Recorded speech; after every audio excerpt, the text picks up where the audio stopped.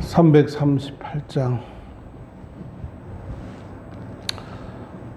찬송 300 들었어요?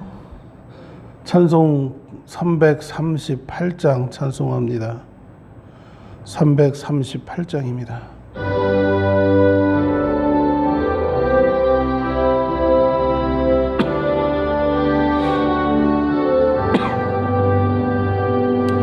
내 주를 가까이 하게 함이 십자가 짐 같은 고생이나 내 일생 소원은 늘 찬송하면서 주께 더 나아가기 원합니다.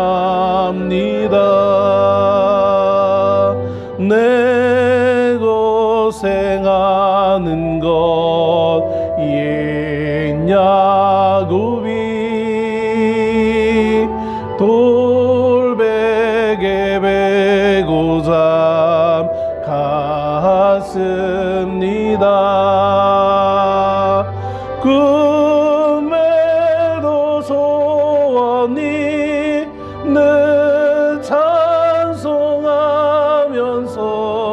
주께 더 나아가기 원합니다. 천성에 가는 길 험하여도 생명길 되나니 은혜로다. 천사 날 부르니 늘 찬송하면서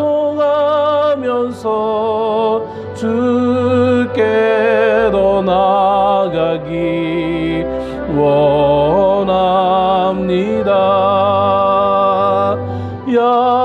야곱이 잠 깨어 일어나는 돌단을 쌓은 것 본받아서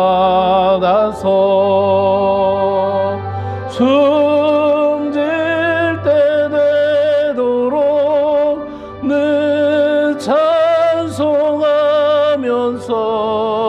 주께 더 나아가기 원합니다.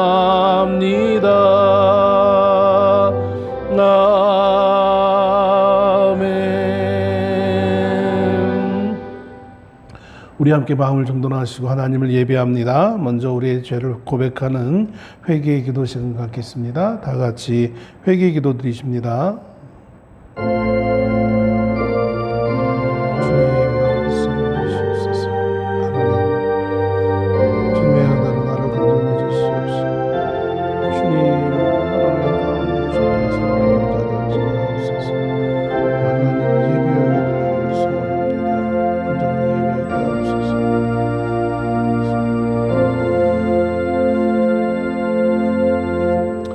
보라, 하나님은 나의 구원이시라.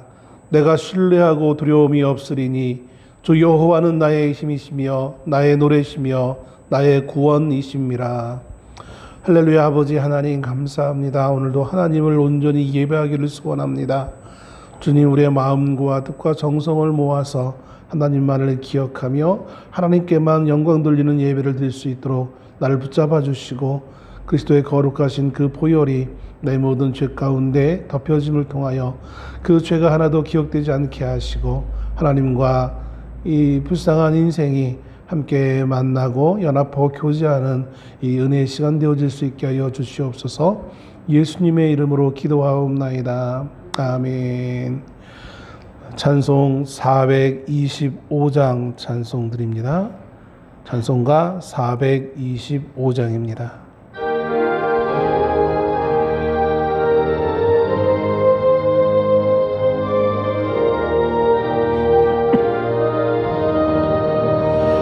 주님의 뜻을 이루소서. 고요한 중에 기다리니 진흙과 같은 날 빚으사 주님의 형상 만드소서. 주님의 뜻을 이루소서. 주님 발 앞에 엎드리니 나의 맘속을 살피시사 눈보다 희게 하옵소서. 주님의 뜻을 이루소서. 병들어 몸이 피곤할 때 권능의 손을 내게 펴사 강건케 하여 주옵소서. 주님의 뜻을 이루소서. 온전히 나를 주장하사 주님과 함께 동행함을 만민이 알게 하옵소서.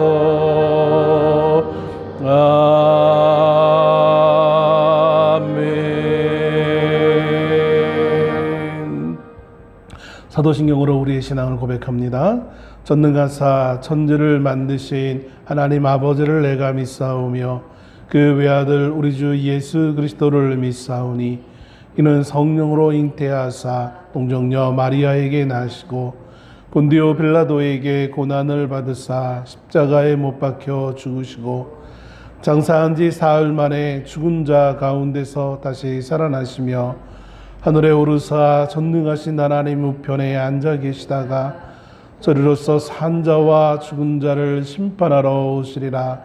성령을 믿사오며 거룩한 공예와 성도가 서로 교통하는 것과 죄를 사하여 주시는 것과 몸이 다시 사는 것과 영원히 사는 것을 믿사옵나이다.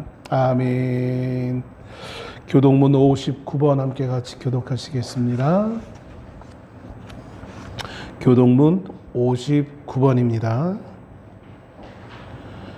여호와께 감사하라. 그는 선하시며 그 인자하심이 영원함이로다.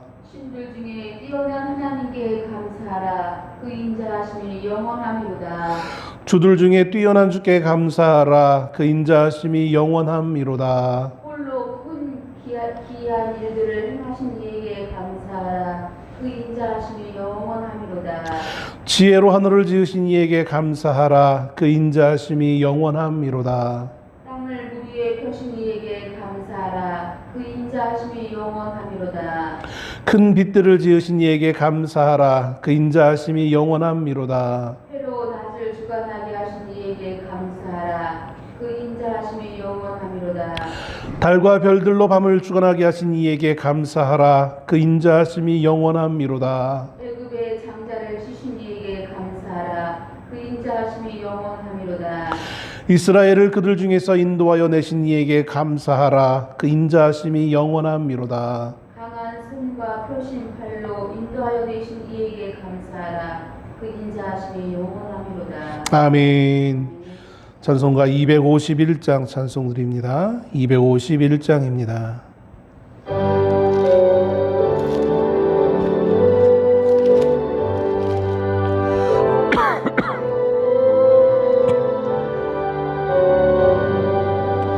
놀랍다 주님의 큰 은혜, 우리의 죄를 속하시려 갈보리 십자가 위에서 어린 양 보혈을 흘렸네.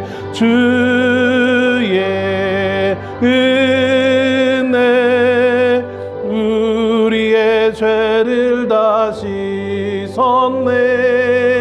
주의 은혜 우리의 죄를 다 씻었네. 죄악은 성난 파도같이 우리 영혼을 위협하나 헤아릴 수 없는 주내 십자가에서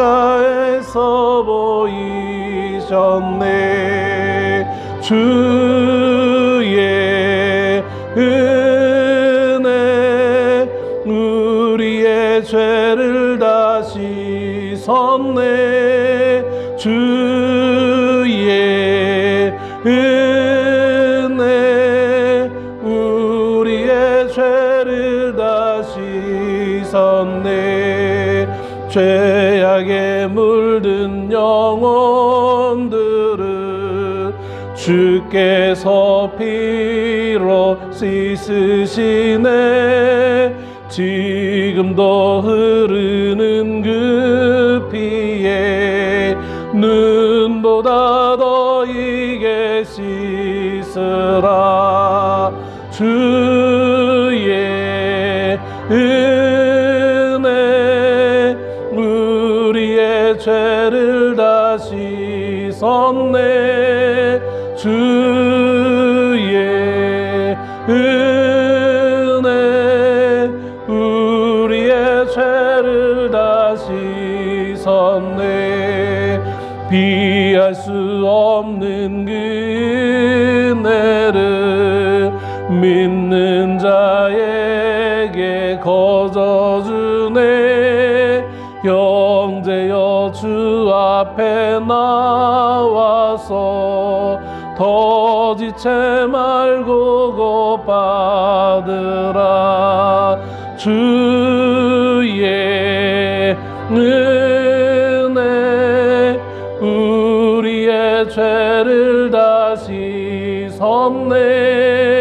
주의 은혜 우리의 죄를 다 씻었네. 우리 함께 같이 기도하시겠습니다.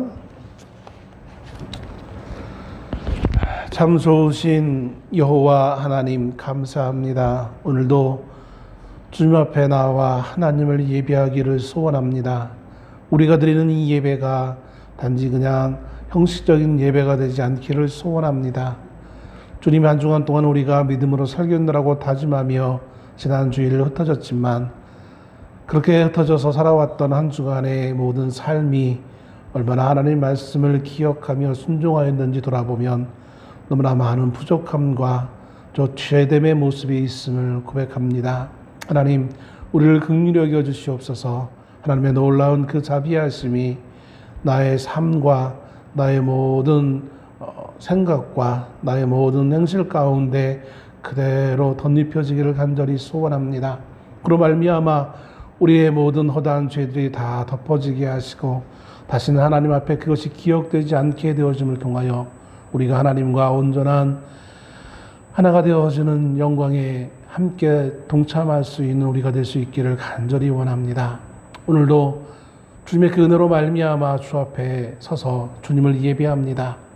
이 예배 시간 우리의 몸과 마음과 뜻과 정성을 다하여 하나님만을 온전히 예배할 수 있는 시간 되게 하시고, 주님 우리 가운데 임재하셔서 우리를 돌아보시며 우리의 생각과 우리의 가정과 우리 하는 모든 일들 가운데 하나님 함께 주님 임재하셔서 현실의 여러 가지 많은 우여곡절과 어려움 가운데서도 우리가 결코 낙심하지 아니하며 포기하지 아니하며 굳건하게 하나님의 은혜 가운데 늘 나아갈 수 있는 은혜가 있기를 간절히 소원합니다.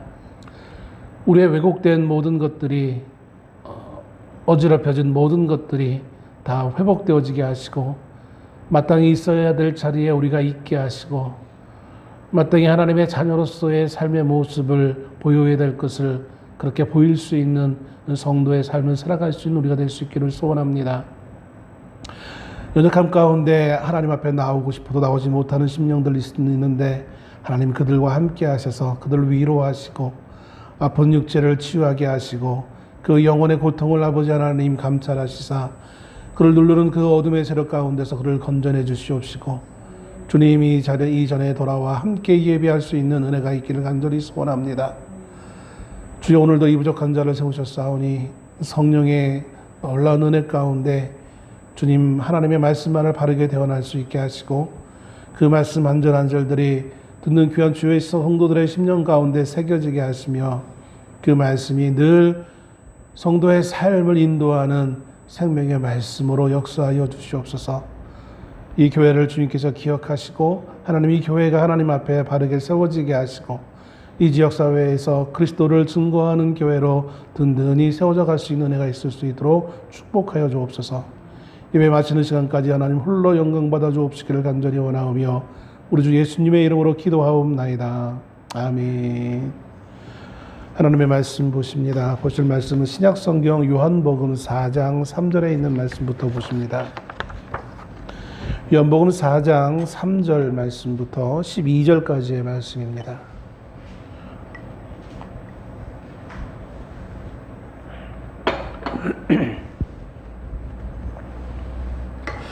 요한복음 4장 3절에서 12절까지의 말씀 찾으신 줄 알고 제가 3절 말씀부터 읽겠습니다. 유대를 떠나사 다시 갈릴리로 가실새 사마리아를 통과하여야 하겠는지라 사마리아에 있는 수가라 하는 동네에 이르시니 야곱이 그 아들 요셉에게 준 땅이 가깝고 거기 또 야곱의 우물이 있더라. 예수께서 길을 가시다가 피곤하여 우물 곁에 그대로 앉으시니 때가 6시쯤 되었더라. 사마리아 여자 한 사람이 물을 기르러 왔음에 예수께서 물을 좀 달라 하시니 이는 제자들이 먹을 것을 사러 그 동네에 들어갔음이로라. 사마리아 여자가 이르되 당신은 유대인으로서 어찌하여 사마리아 여자인 나에게 물을 달라 하나이까 하니 이는 유대인이 사마리아인과 상종하지 아니함이로라. 예수께서 대답하여 이르시되 내가 만일 하나님의 선물과 또 내게 물 좀 달라 하는 이가 누구인 줄 알았더라면 내가 그에게 구하였을 것이요 그가 생수를 내게 주었으리라. 여자가 이르되 주여 물 기를 그릇도 없고 이 우물은 깊은데 어디서 당신이 그 생수를 얻게 사옵나이까. 우리 조상 야곱이 이 우물을 우리에게 주셨고 또 여기서 자기와 자기 아들들과 짐승이 다 마셨는데 당신이 야곱보다 더 크니까. 아멘.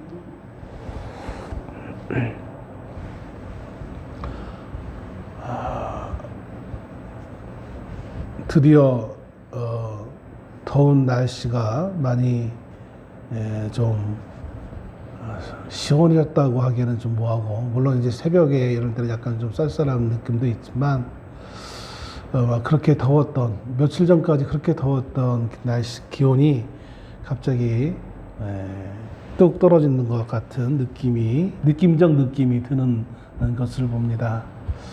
8월부터 엊그제까지 늘 찬물로 샤워하다가 어제 처음으로 보일러를 틀어야 될 정도로 많이 좀 기온이 내려온 것 같습니다. 오늘 우리가 본문의 말씀을 사실은 좀 더 길게 봐야 되는데 분량도 많고 그래서 사실은 한 주 안에 이것을 다 전달하기에는 참 어렵기 때문에 그냥 오늘 12절까지의 말씀만 봤고요. 그리고 이 말씀에 의지하여서 오늘 본문에서 주시는 교훈을 우리가 한번 찾아보려고 합니다. 이제 명절을 지나고 이번 주는 참 늘 바쁜 척하는 시간을 보내지만 이번 주는 더 그랬던 것 같아요. 명절 지나고 수요 예배를 하고 또 금요일 또 주일을 오면서 이상하게 말씀을 준비하는 데 있어서 시간이 많이 좀 모자라고 이상하게 엉뚱한 데서 전화가 오기도 하거니와 그 전화 통화 시간도 뭐 길게 막 이루어지고 여러 가지 또 생각해야 될 부분들이 많아서 전반부도 그렇지만 이번 주 후반부는 참 정신없이 보내왔던 것 같습니다. 그러면서 사실 지난 주일 저희가 전도를 함께하는 동역하고 있는 몇몇 교회의 목사님과 명절을 앞두고 함께 같이 이제 전도와 여러 가지 것들을 일어나기 위해 주일 예배 끝나고 저녁 때 한 교회 모임을 가졌었습니다.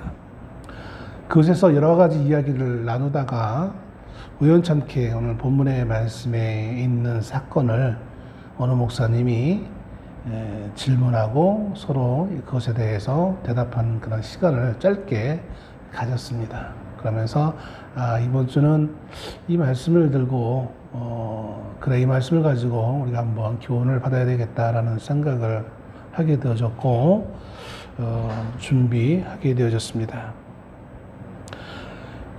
태초에 말씀이 계시니라 이 말씀이 하나님과 함께 계셨으니 이 말씀은 곧 하나님이시라 라고 시작하고 있는 이 요한복음은 육신이 되신 말씀인 예수가 이 세상에 계셨지만 세상이 그를 알아보지 못했던 그 상황에 대해서 우리에게 말해주고 있습니다.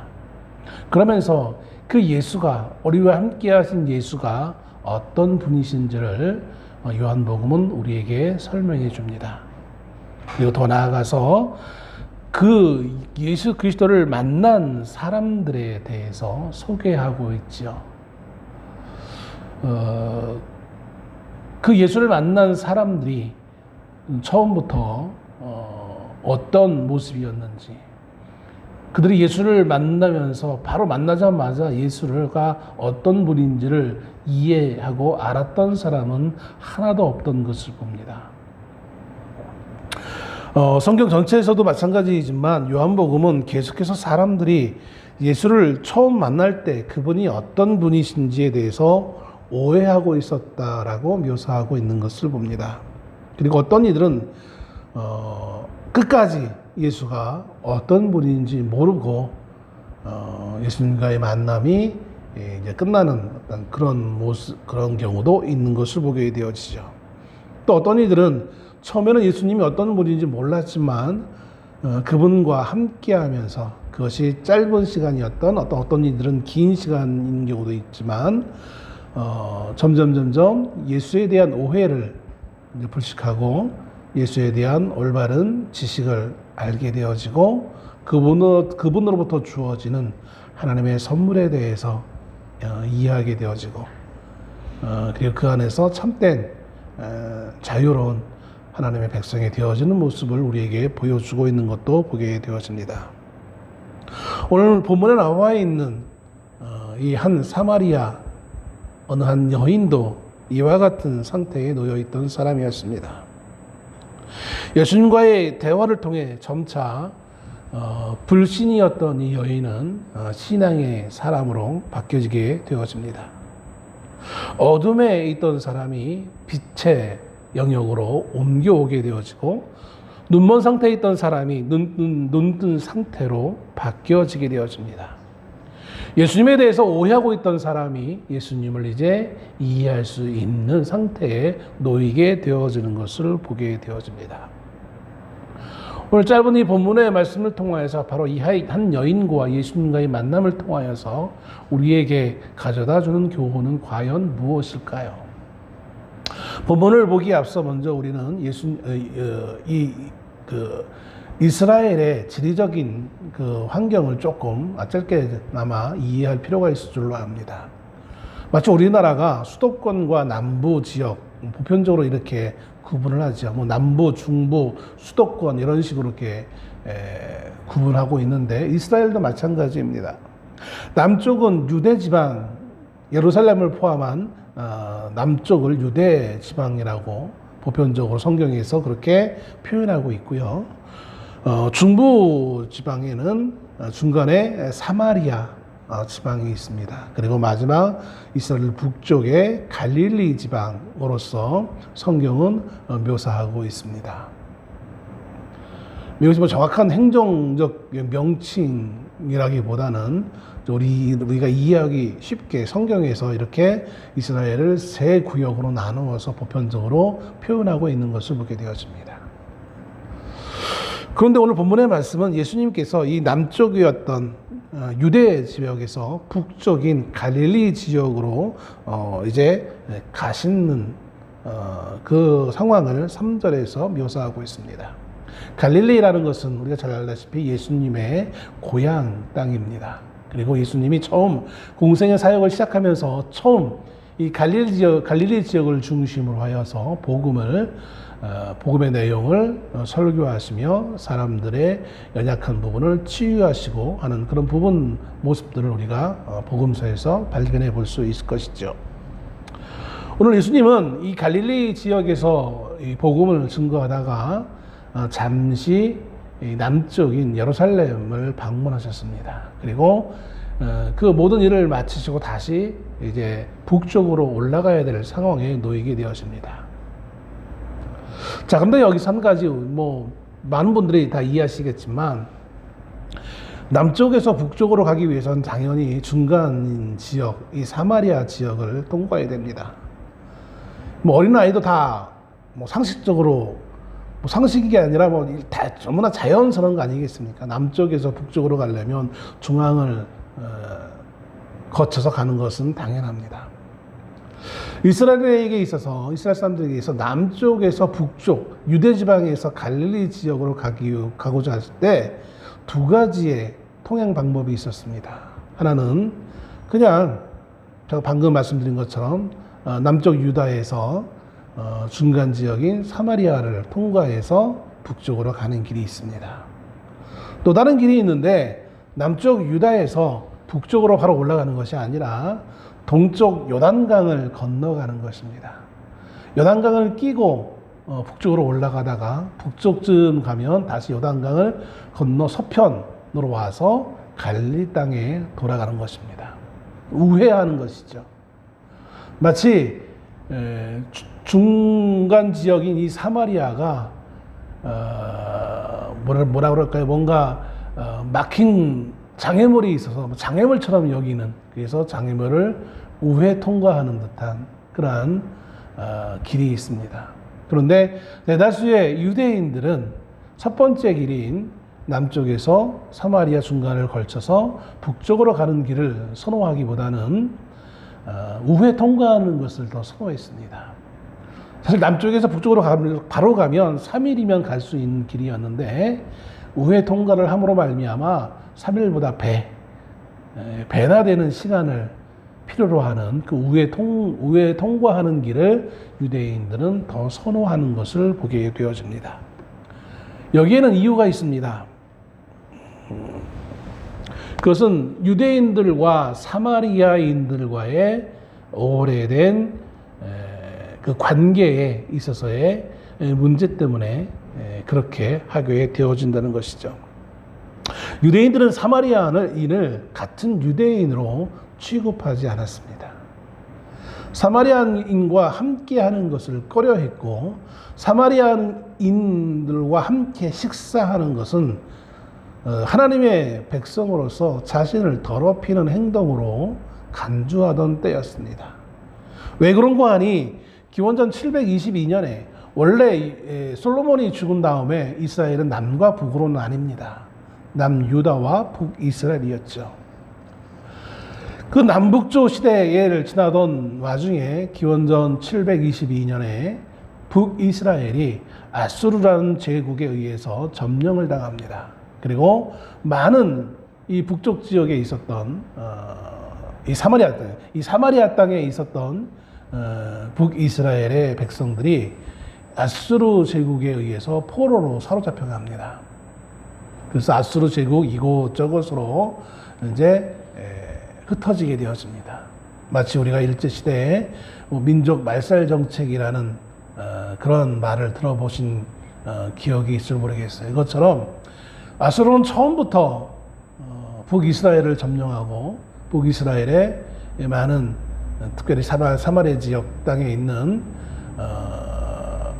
갈릴리 지역은 사실은 훨씬 더 낙후되어졌고 좀 가난한 지역이었다면 중간이었던 사마리아는 북이스라엘의 수도가 포함되어 있고 아무래도 좀 귀족들도 많았고 거주하는 사람들이 좀 뭐라고 그럴까요? 우리식으로 얘기하면 엘리트라고 할까요?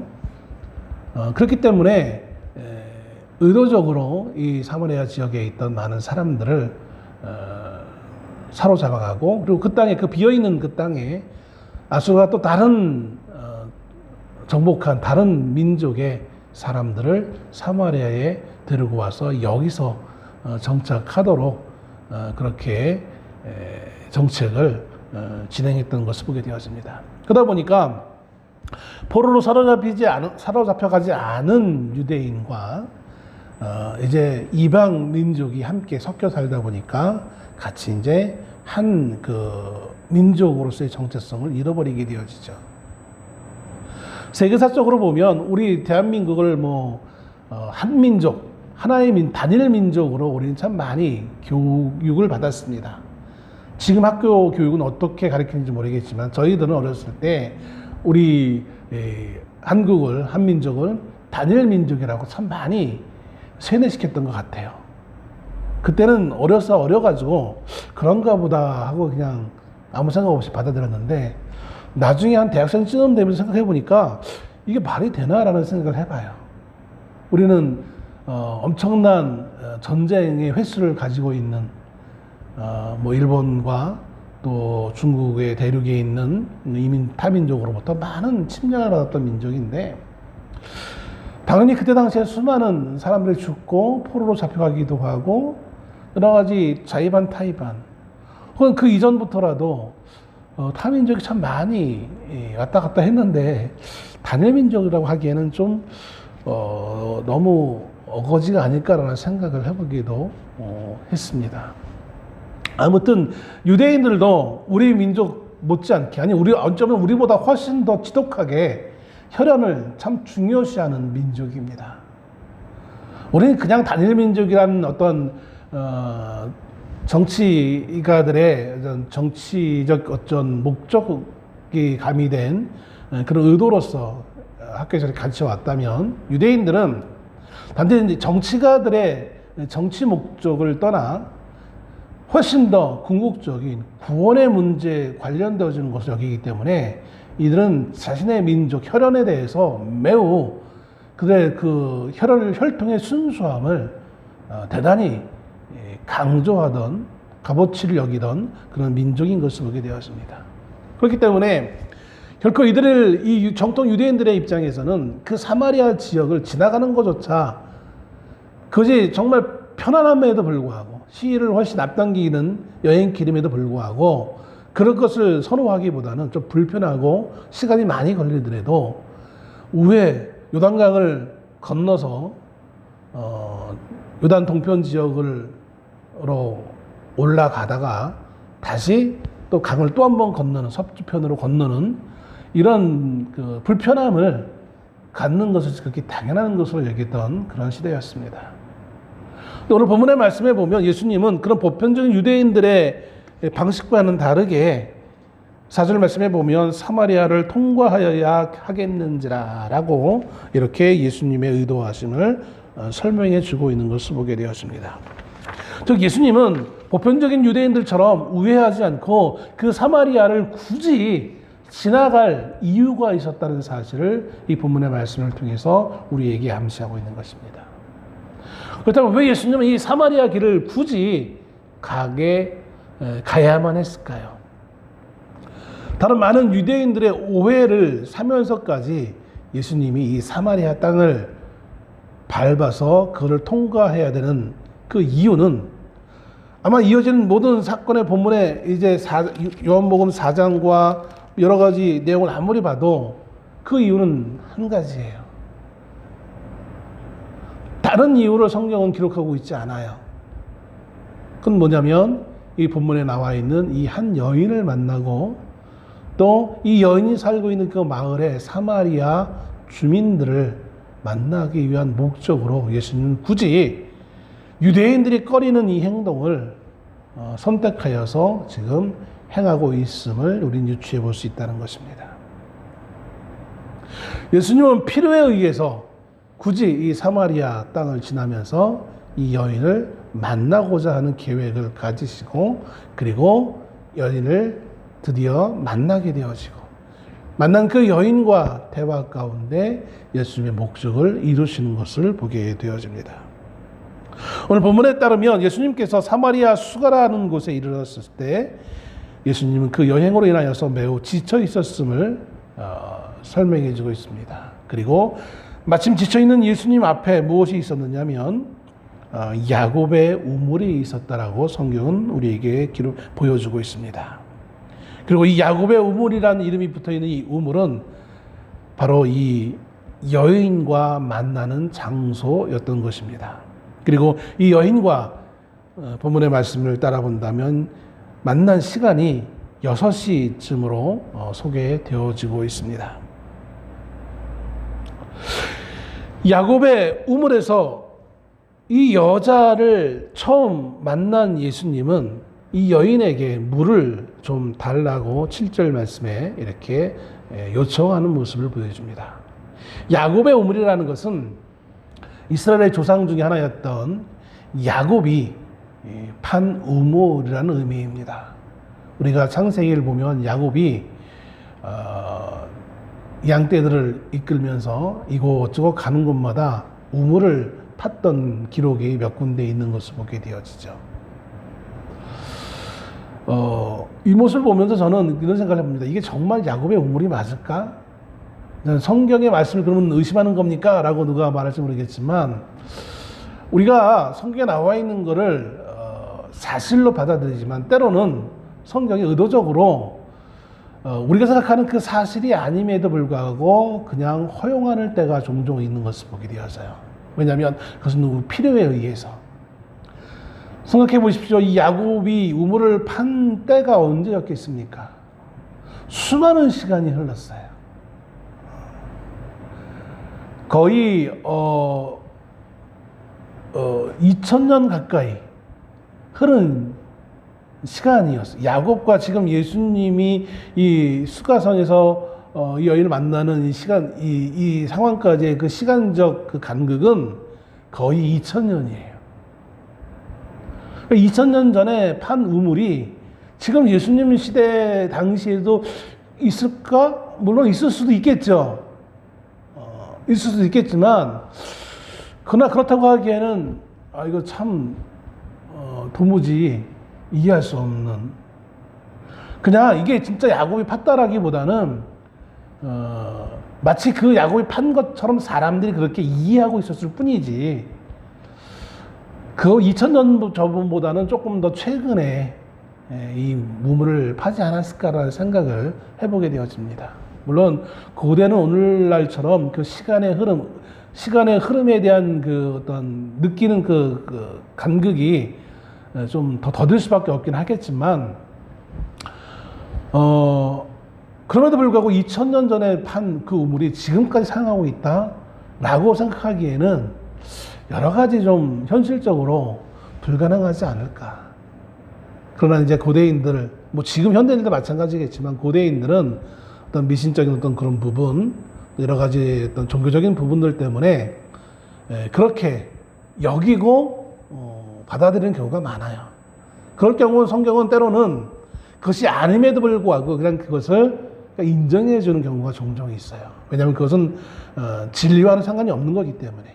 사람들이 그냥 그렇게 여기고 있으니까 뭐 그것이 야곱의 우물이다 아니다가 중요한 건 아니기 때문에 사람들이 그것을 그렇게 인지하고 그것을 사용하고 있다라는 것을 전제해 놓고 이 말씀을 전개해 나가고 있는 것입니다. 그러므로 이거 진짜 야곱의 우물이 아니야, 이것은 우리에게 중요하진 않습니다. 지금도 성지순례 하시는 분들을 보면 뭐 여러 가지 많은 성경에 나와 있는 유명한 그 장소들을 순례하고 오시는데 물론 진짜 맞는 것도 있겠지만 다분히 역사 가운데 캐톨릭이나 아니면 이스라엘이 관광 사업을 목적으로 왜곡시킨 부분들이 참 많이 있는 것으로 압니다.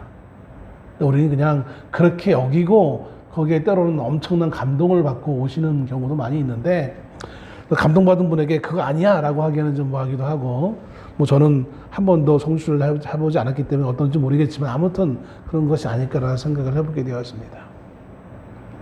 아무튼 예수님은 이 야곱의 우물이라고 사람들이 믿고 있었던, 그러면 그렇게 부르고 있는 이 장소에서 한 여인을 만나고, 그리고 이제 피곤에 지쳐 있는 예수님은 여인에게 물 좀 달라고 요청하고 있습니다.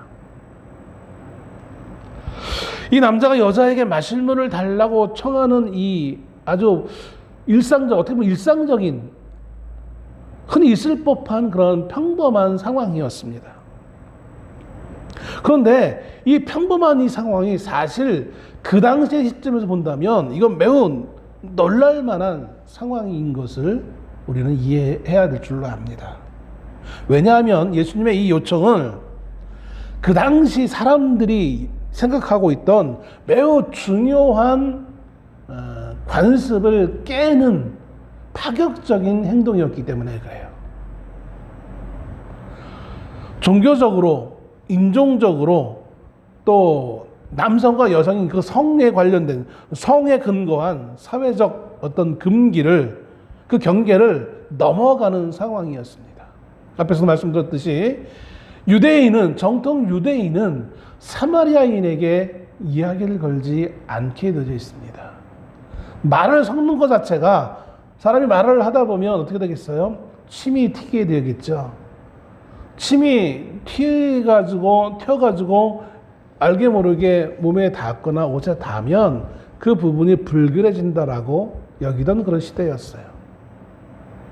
인종적으로, 종교적으로 도저히 정통 유대인이라면 이 사마리아 여인에게 아무리 중요한 순간이라 할지라도 말을 걸면 안 되는 것이었어요. 인종적으로도 마찬가지겠죠. 사마리아인과 유대인이 어떻게. 또 종교적으로 구원받기 위해선 사마리아인에게는 구원이 없는 것이고 구원은 유대인에게만 있다라고 생각했던 상황이었는데 어떻게 이렇게 할 수 있겠습니까?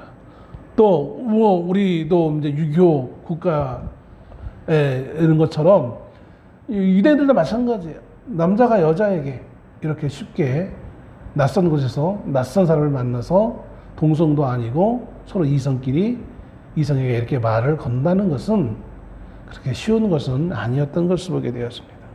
그러면 이것은 매우 대단히 파격적인 내용이었어요. 그런데 왜 예수님은 이렇게 하셨을까요?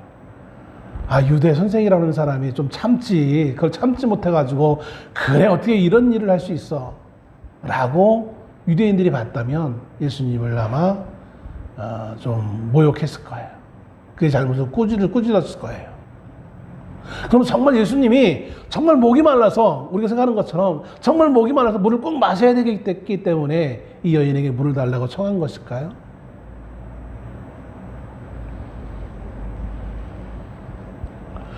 예수님이 먼저 이 여자에게 말을 건 것은, 물을 달라고 말한 것은 이 여자에게 정말 물을 얻기 위한 것은 아니었던 걸로 추측됩니다. 왜냐하면 계속 이어지는 본문의 말씀을 대화하는 내용을 보면 예수님이 결국은 그래도 물을 마셨다는 장면이 없어요. 물을 마신 예수님에 대해서 언급하는 부분이 전혀 없어요. 여인과 그래도 적지 않은 시간을 이야기하면서 대화를 하고 여러 가지 이제 진리의 말씀을 가르치는데, 그 사이에 잠시 나 목마르니까 다시 물 좀 먹고 합시다, 이런 다시는 그 말을 하지 않아요. 결국 예수님이 이 여인에게 물을 달라 한 것은 여인과 가까이 가서 여인과 말을 트기 위한 목적으로 처음 던진 말이 이 말인 거예요.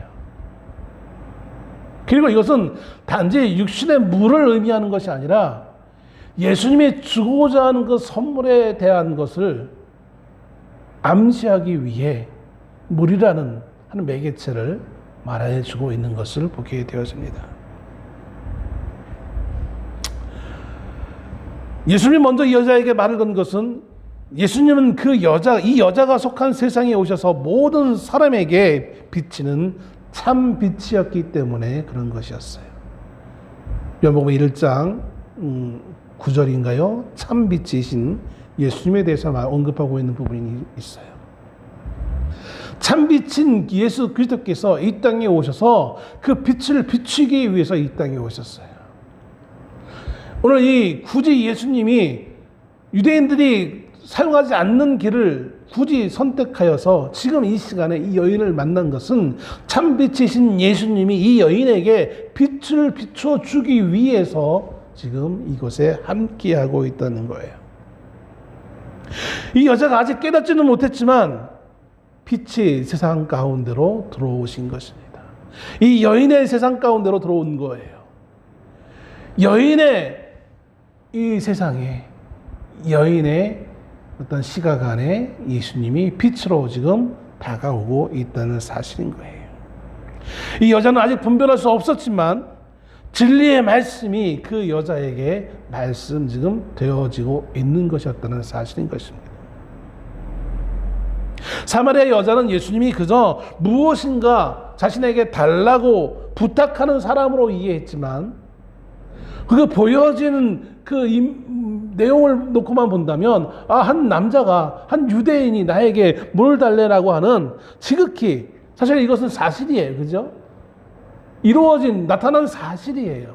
그런데 이 나타난 사실, 우리는 그 사실만 보고 그것만을 인지하고 그것만이 정확한 어떤 팩트로 이해할지 모르겠지만, 그러나 성경이 예수님을 통해서 말하고 있는 것은 그 사실이 아니라 그거는 반쪽짜리 사실인 것이고 정말 큰 진리가 있는데, 그것은 예수님이 의도적으로 이 여인에게 지금 다가온 목적 때문이라는 사실인 거예요. 정말 중요한 것은 여자가 예수님에게 줄 수 있는 이 우물물이 아니라 오히려 반대로 예수님만이 그 여자에게 줄 수 있는 것이 있다는 사실을 우리에게 암시하고 있는 거예요. 우리는 살아가면서 믿음의 성도들이, 너무나 어떤 신실하고 정말 열정적인 성도들이 내가 하나님을 위해서 뭔가 할 수 있는 뭔가를 자꾸 찾아요. 대단히 의미가 있겠죠. 그러나 중요한 것은 내가 하나님께 드리는 것도 중요할지 모르겠지만, 그러나 더 의미 있는 것은 뭐냐면 하나님이 나에게 주신 것이 무엇인가를 우리가 먼저 이해할 수 있어야 된다는 거예요.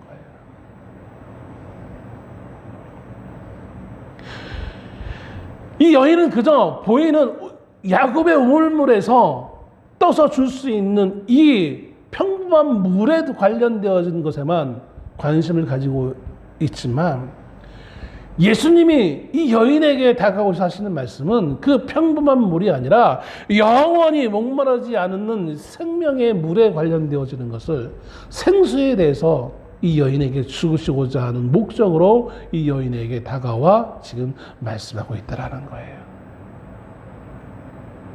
우리는 이와 유사한, 드러난 것들은 다르지만 이와 유사한 의미로서 진행되는 한 사건이 있어요. 그게 뭐냐면, 나중에 예수님이 마리아와 마르다의 집에 찾아오십니다.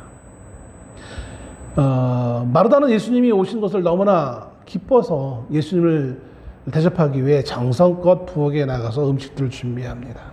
그런데 그 동생 마리아는 그 언니가 그렇게 바쁘게 막 그냥 발발거리면서 음식을 준비하는 그 상황에서도 그 언니를 도와주기보다는 예수님 발 아래 앉아서 예수님이 하시는 말씀을 하나라도 더 듣기 위해 귀를 모으고 거기에 집중하고 있는 것을 보게 되었습니다.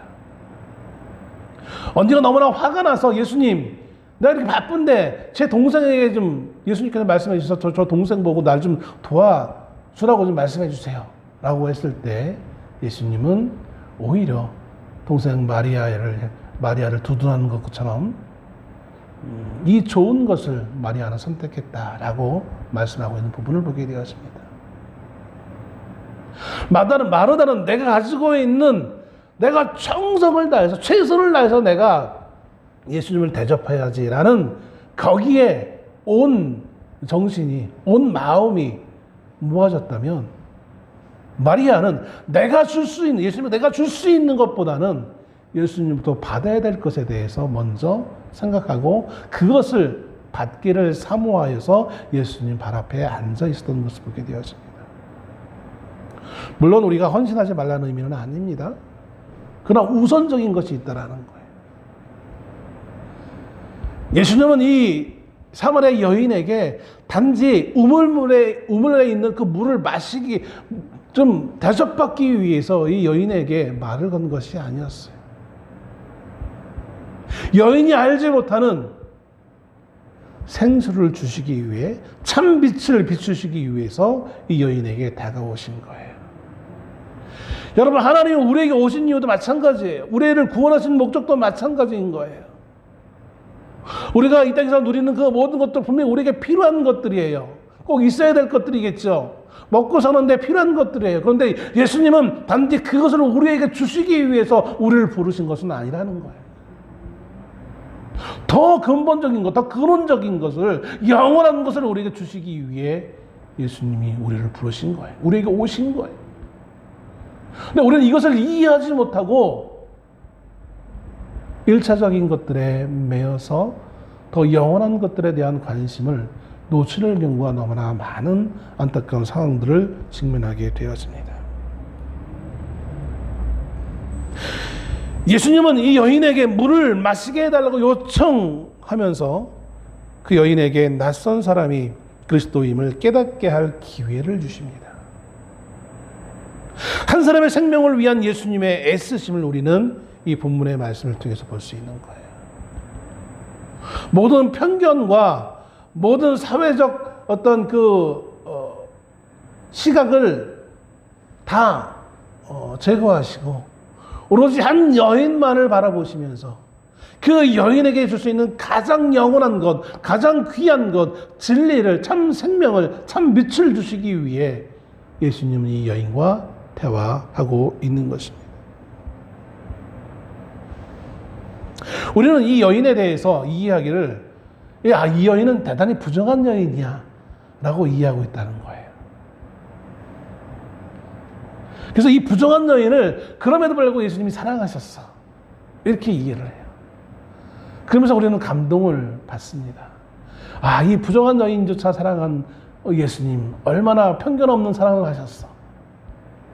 그게 우리 인간에게 상당히 인간적 감동을 주기는 해요.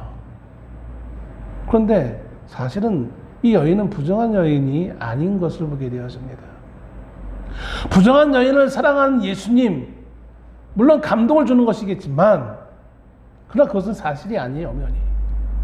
또 만약 그 부정한 여인을 사랑한 그 예수님의 사랑을 이야기할 때 많은 우리 청중들은 어떻게 생각하냐면 처음에 감동을 받다가도 이런 생각을 합니다. 그런데 나는 부정하지 않은데? 나는 저 여인과 같지는 않아. 내가 교만해서가 아니라 실질적으로 나는 저 여인과 같지 않아. 사실적 내용이 그렇거든요. 흔히 말하는 많은 목사님이 설교하는 것처럼 또 많은 주석이 얘기하는 것처럼 나는 저 여인처럼 음란하지 않고 남편이 5명이나 있고 난 그러지 않아. 나는 순결해. 무슨 말씀을 드리고자 하냐면 인간애적으로 보면 감동을 줄 수 있지만 그것이 나에게 직접적으로 교훈이 안 된다는 거예요.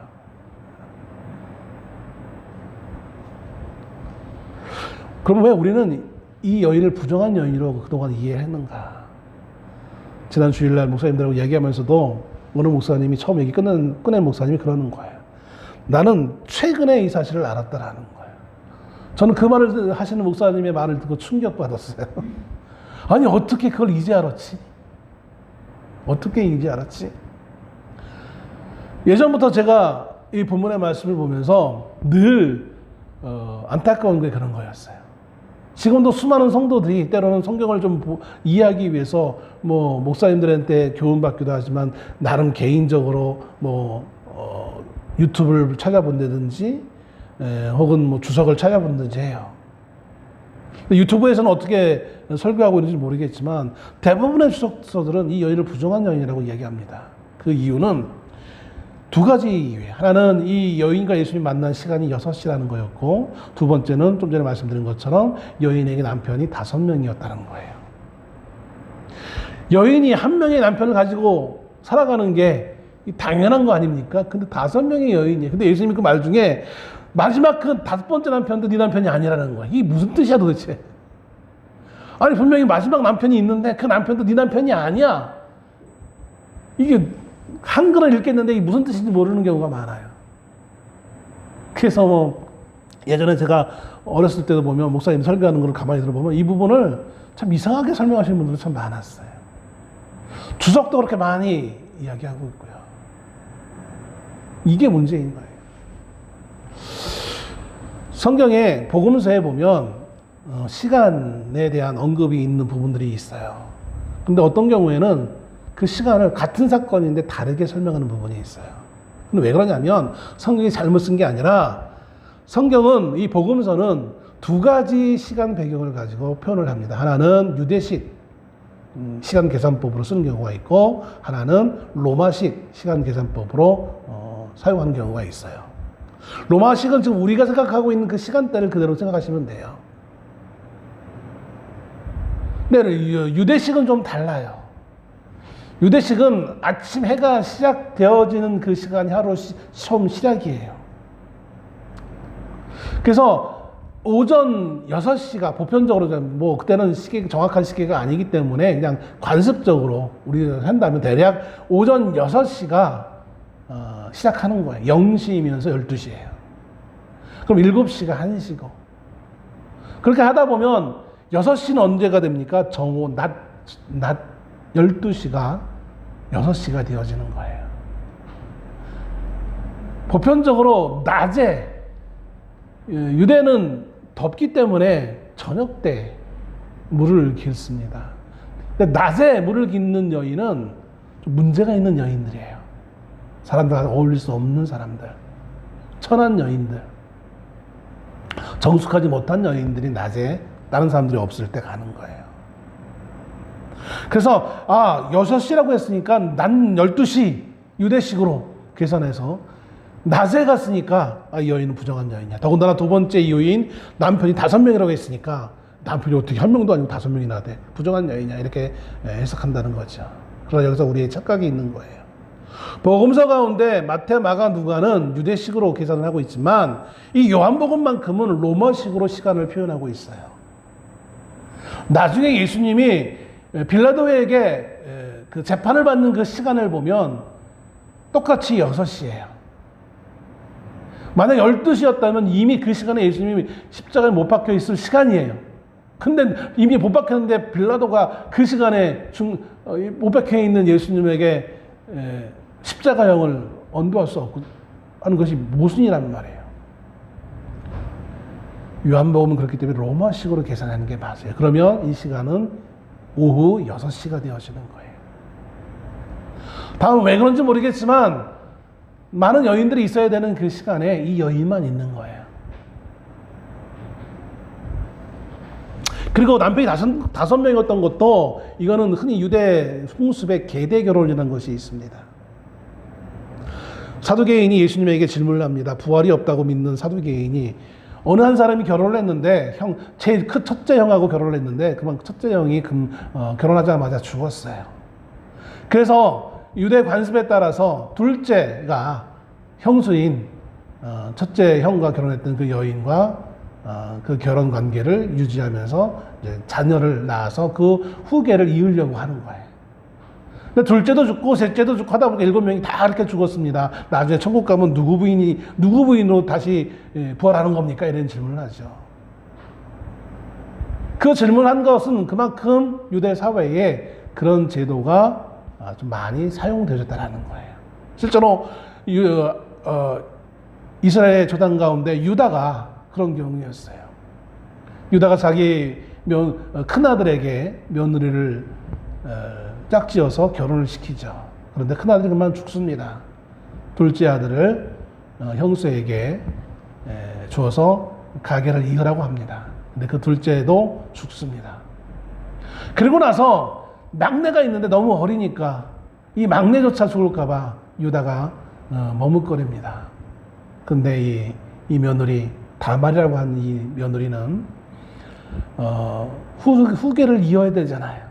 이게 여인의 사명이에요. 이게 뭐 우리나라만이 아니라 유대인들도 마찬가지인 거예요.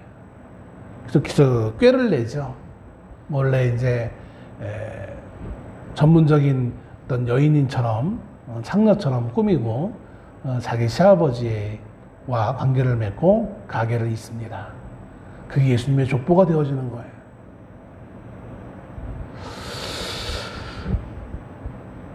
자기 시아버지는 분명히 시아버지예요. 그런데 남편이라고 하기에도 뭐하잖아요.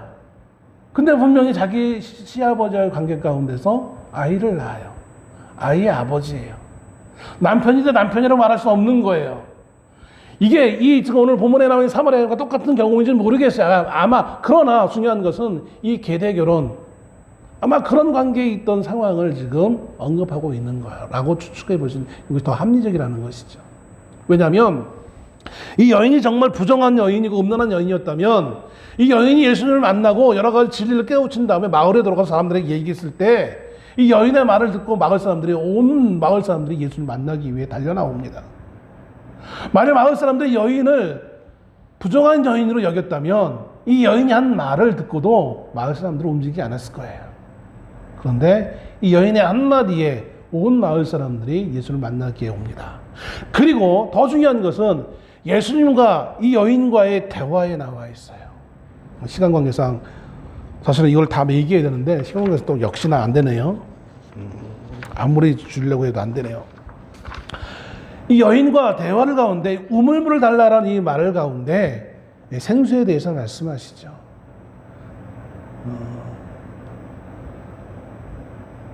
이 야곱의 우물보다 훨씬 더 영원한 이 생수를 줄 거에 대해서 말씀하면서 여인은 비로소 이 예수님이 일반적인 사람이 아니구나라는 걸 깨닫게 되어집니다.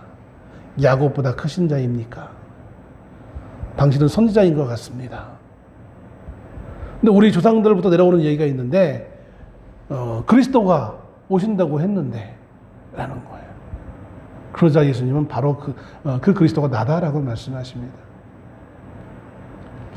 그리고 나서 이어지는 게 예배 장소. 유대인들은 예루살렘에서 예배한다고 생각하고 있고 우리는 지금 이 산에서 여인이 말한 이 산은 그리심산이라는 산입니다.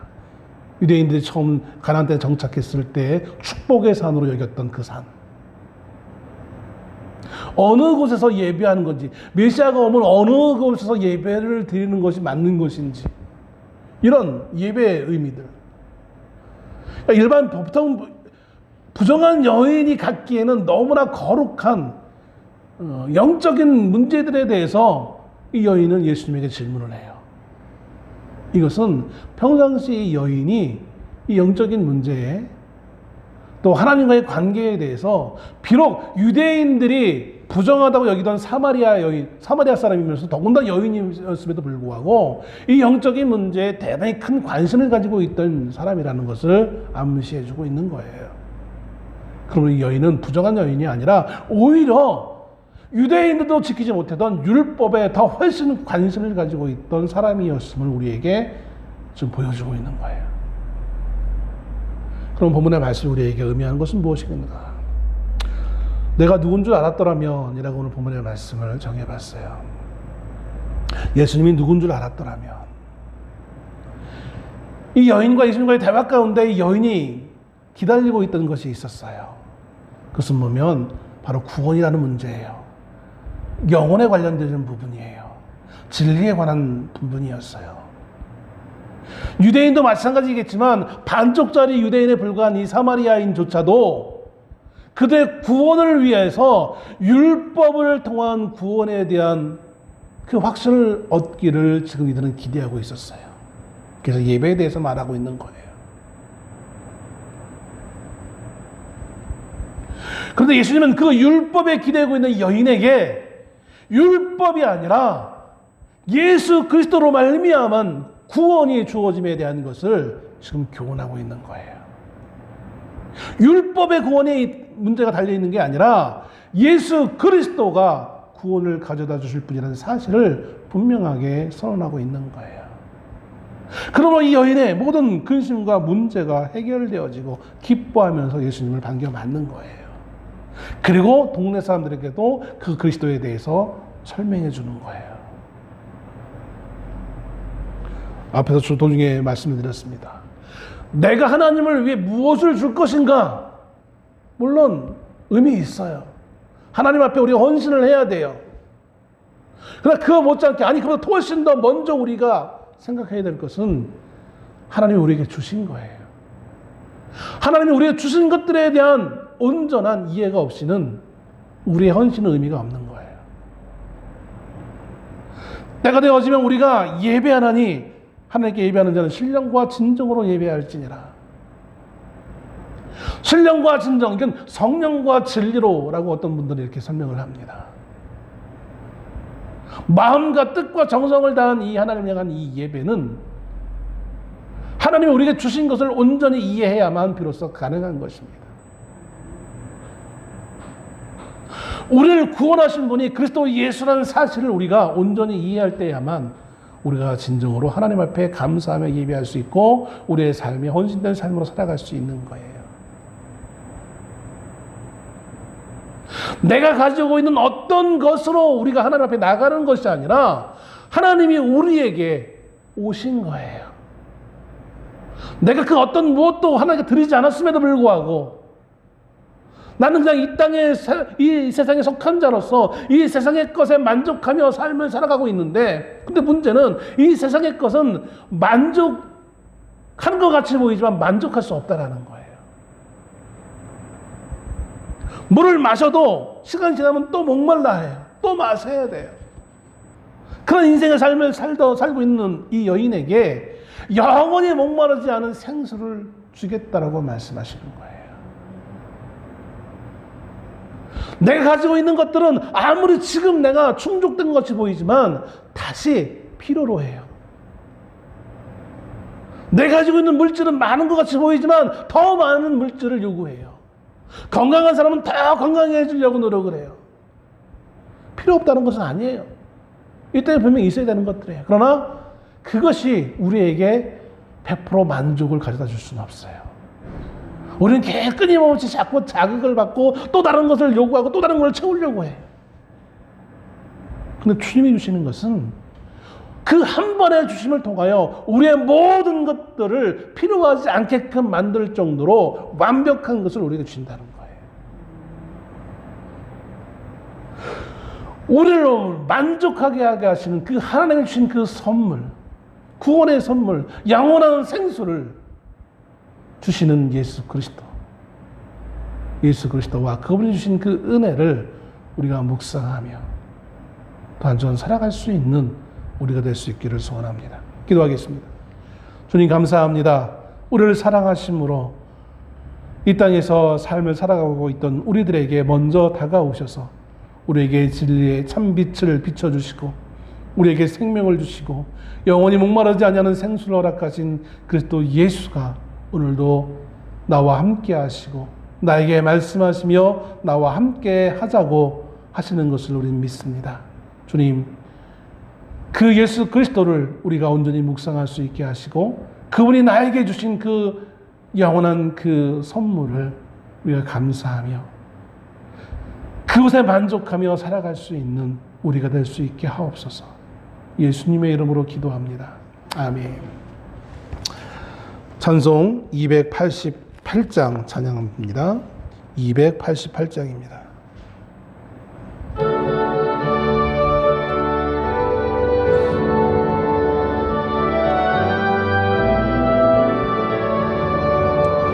예수를 나의 구주 삼고 성령과 피로써 거듭나니 이 세상에서 내 영혼이 하늘의 영광 누리도다.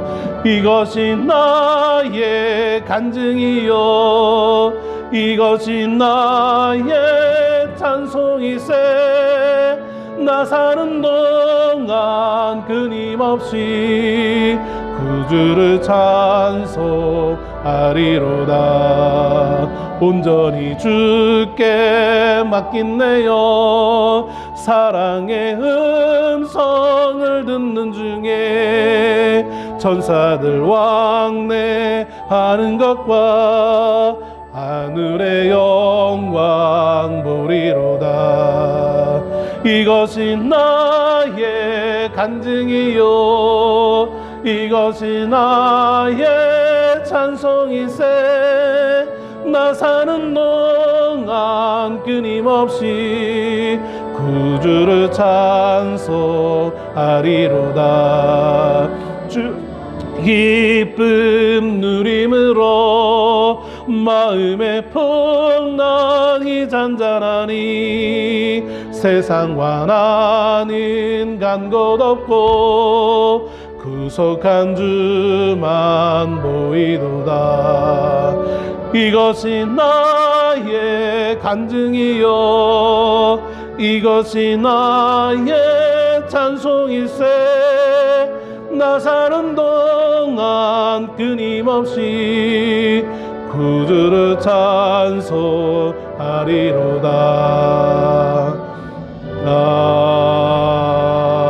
아멘. 기도하겠습니다. 주님 감사합니다. 오늘도 하나님 앞에 나오면서 예물을 가지고 드립니다. 주님 이 예물이 하나님 나라와 교회를 위해서 낭비됨 없이 바르게 잘 사용되게 하옵소서. 또한 드린 모든 손길 가운데 함께 하셔서 잘 되어짐의 은혜가 있기를 소원합니다.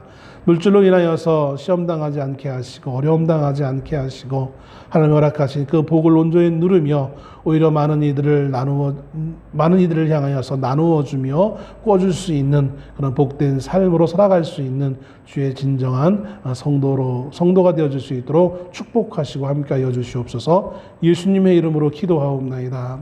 아멘. 일어나셔서 찬송 292장 3절 4절 찬송 드리고 축도하심으로 예배를 마치겠습니다. 292장입니다.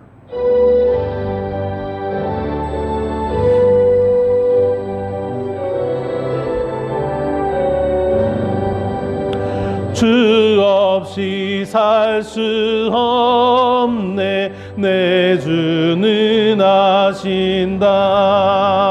내 영의 깊은 간구 마음의 소원은 주밖에 나의 마음 위하라 주리요. 내 마음 위로하사 평온케 하시네. 주 없이 살 수 없네. 세월이 흐리고 이 깊은 고독 속에 내 생명 끝나도 살아온 풍랑일 때 날 지켜주시니 내 곁에 계신 주님 늘 힘이 됩니다.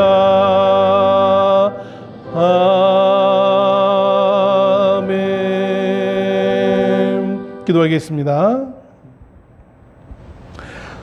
지금은 우리 주 예수 그리스도의 크신 은혜와 하나님 아버지의 무한하신 사랑하심과 성령님의 감화 감동 교통 내조 충만하심이 오늘도 그리스도 예수와 그분이 주신 그 은혜를 기억하며 살아가기를 소원한 모든 주의 성도들과 그들의 가정과 이 교회 위에 이제로부터 영원토록 늘 항상 함께 하실지어다. 아멘.